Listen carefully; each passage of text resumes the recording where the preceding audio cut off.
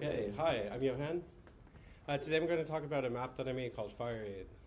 And I'm a PhD student at Cornell University in the Information Science School. I'm the co-founder of Mutua.nyc and a partner at Zhang's Microlab. And I'm going to talk about this map that I built. It's called FireAid. It's a mutual aid map that maps the crisis in LA and mutual aid resources. It got a bit of press, including an interview mag in Interview Magazine. And I was there before Bill Gates, so that's kind of funny. So let's dive into my notes first, behind the scenes.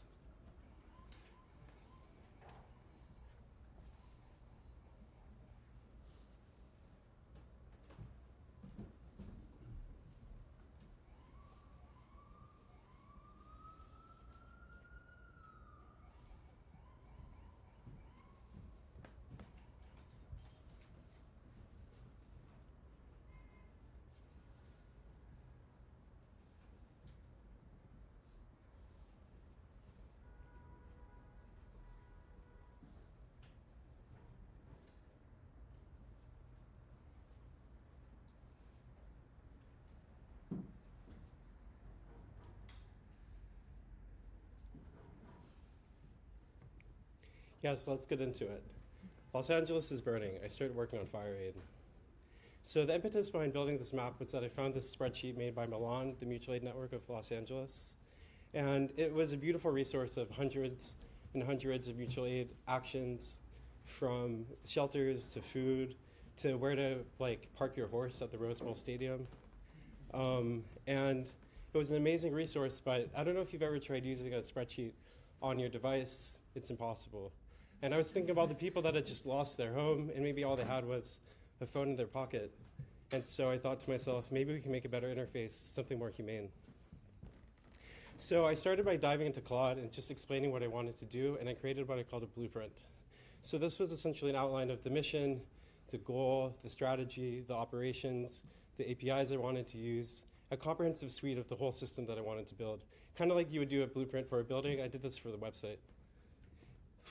Then I loaded it into Cursor, and you can actually see up here is a model of a blueprint that I did for a serverless migration plan, which I'll discuss later. But it essentially outlines everything from unit tests to integration tests and rendering, everything that I wanted to do. And then I loaded it into the agent here in agent mode and just got to work on building. So what's it like to build with AI at the speed of feeling? I say it's like riding a motorcycle at 60 miles an hour down a street filled with potholes. You have your machine, you're gunning it towards your destination, but the machine will eat your code, and you probably have that experience building with AI. Sometimes it adds unwanted enhancements. Sometimes it'll just change things, and you have regressions. So every single line of code that I would write, I'd have to go in and check what's the diff, what's the strategy, what's it doing. And as the code got bigger and bigger, it was like leveling up in a computer game where every level became more strategic and more advanced. And I really learned to dance with the AI. So this is what it looked like on day 0. It's a simple map with Mapbox, or leaflet actually, and then a list of all the resources. And we went live on day 0 with it. On day 2, or on day 1, I created a reel. And you can see now we have icons, filtering, and some sharing features. And so this reel went live on Instagram, and within a few days, it had 90K views. So it really resonated with people. And I'll just kind of go through it so you can see what it looked like.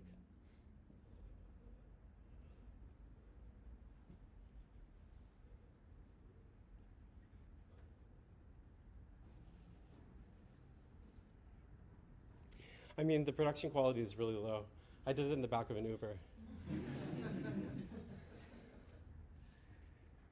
So yeah, I think traffic stats are pretty interesting. This is the cumulative stats for the site over the course of 30 days.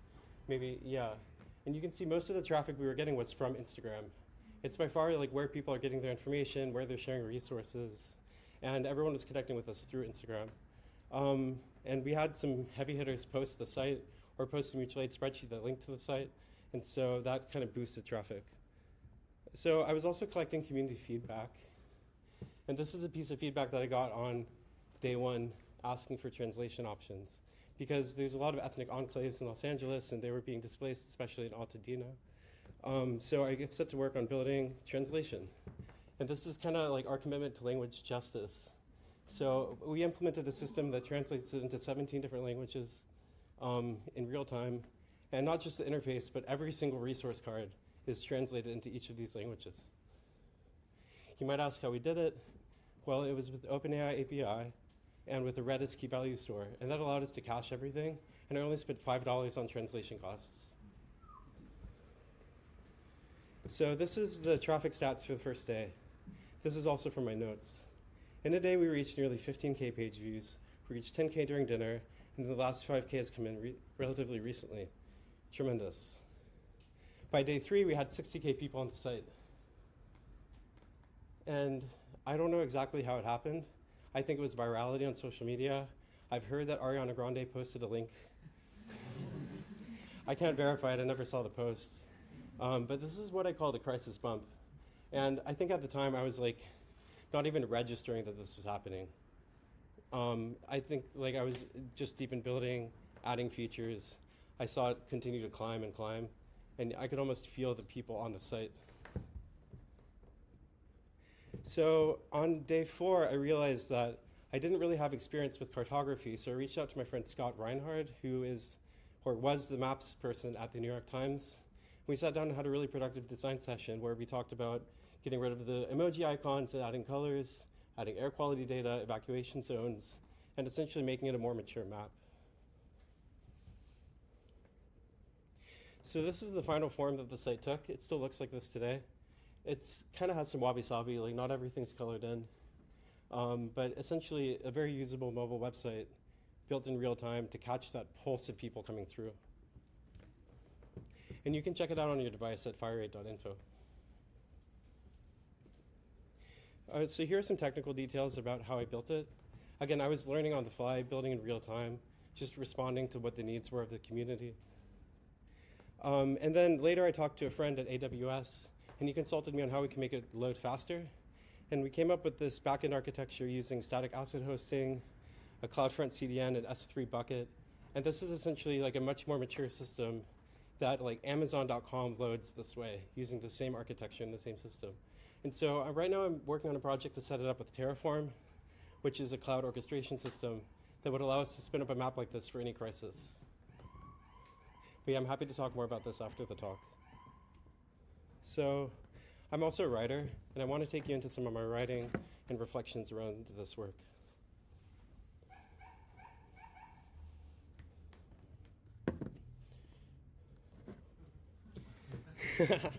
Yeah, this is Ridgewood. HQ. I've never felt more hyper-connected and yet alone as I sit at my desk in Ridgewood, Queens. Zoom, Signal, Slack, Discord, iMessage, phone, Telegram. A pastiche of pathways keeps the information flowing my way. I know a lot about what's going on, yet my view is deeply partial and detached. I don't know what it's like to have a go bag packed in 2025, though I know what it's like in 2020. New context, same catastrophe. Yet this repetition, this cycling of suffering, seems endless. I thought at first I was just creating a visualization, but what I realize now is that such interventions are architecting the flow of networks of information. That in turn shapes relationships, and which then in turn shapes topologies of trust, the firmament of mutual aid. This was a lesson earned, not without mistakes made and apologies issued. But what is clear to me now is that care, industrial strength, crisis-contending care, is a networked phenomena. And now I want to talk more about what that is. So I wrote a piece called The Network Theory of Care, Lessons from Los Angeles. I'd highly recommend reading it. Of course. The network theory of care views support and caregiving as a complex, interconnected web, rather than linear exchanges between individuals. Care is a traversal in giving along relational lines. Resilient communities, for instance, fortify the enactment of care by building lines of relation allowing aid to flow. FireAid was a testament to the potential for technological augmentation of patterns of trust. Flattening resources onto a map opened up new lines of sight, patterns of trust, and potential for neighborship not easily rooted in simple proximity. The network theory of care thus offers a new way of thinking about community resilience. Rather than focusing on stockpiles of resources and centralized response systems, it suggests we should invest in strengthening the connective tissue between people. This means building trust in times of stability so that it can be drawn upon in times of crisis. It means creating platforms that make it easier for people to find and help each other. And it means, let me move this. And it means recognizing that care, like water, will find its way through any channel available. Whoops.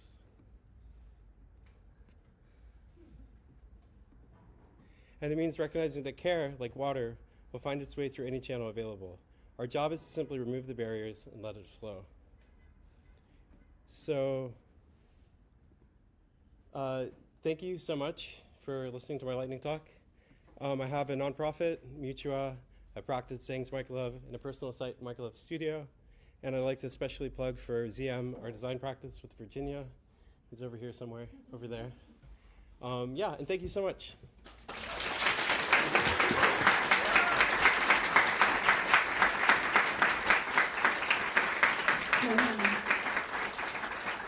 Do you want to take some questions?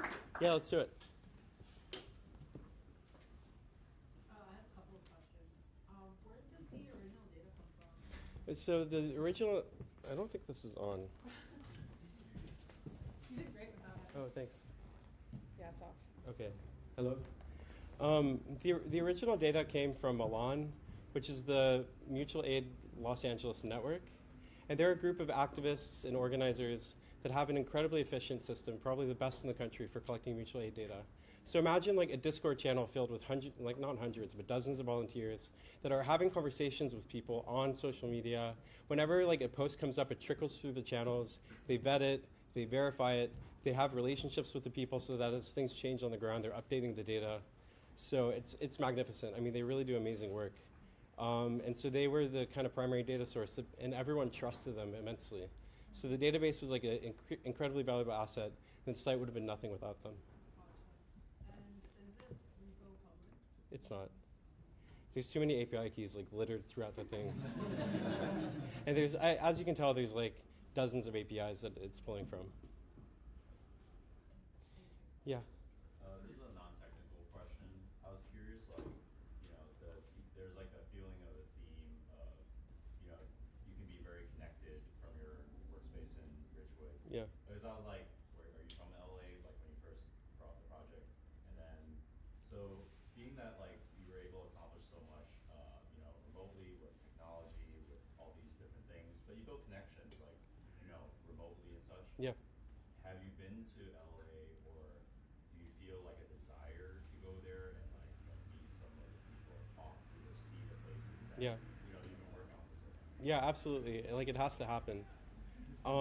Like seeing things from the sky a million miles above, across the country, like you get a feeling for the devastation that's occurred, right? Like you saw the image from Altadena that I put in there, and like that's a reality that I can't grapple with in person. Like I have friendships that are there.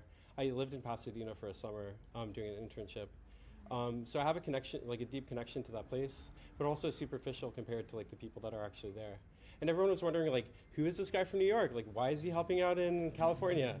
And it's a really good question. I mean, I just saw an opportunity to help and I stepped in. And, you know, like there was a lot of questions of trust, especially with Milan at first when they were like, who's this tech bro showing up at this website? And why does he want to work with us? And so like that trust was built very slowly and over time. Yeah. Well, I think this is really cool. It's really cool Thank you. there. I actually spoke with my boyfriend recently, and I was like, if you have to like shotgun, and like, what would you take with you? Like, what would it be? I think especially in like a moment of emergency, you have that thought.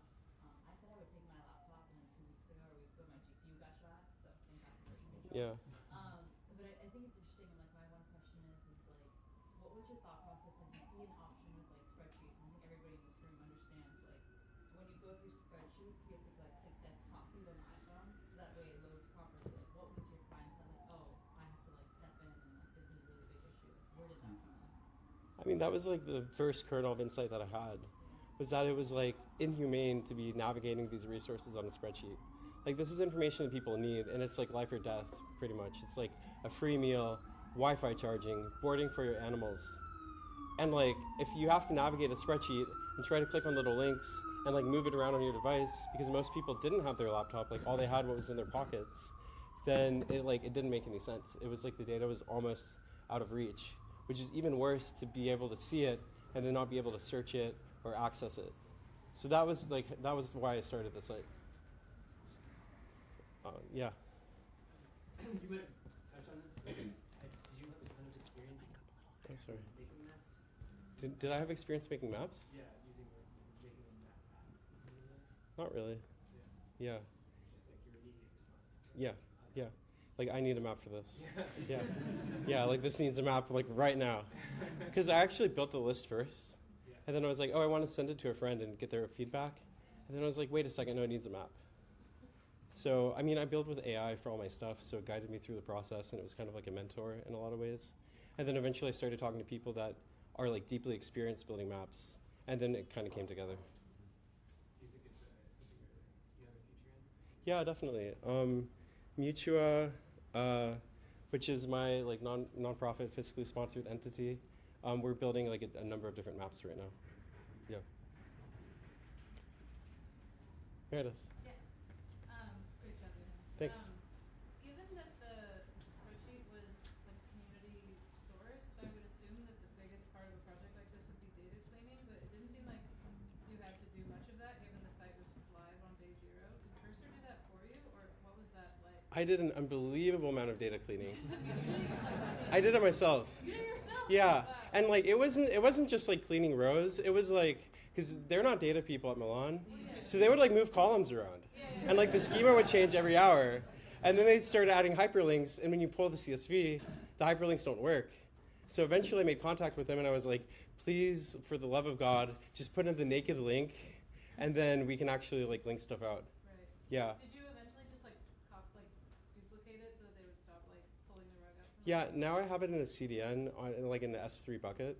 Yeah. So they actually migrated to Airtable, Oh yeah. and they still haven't given me API access to it yet.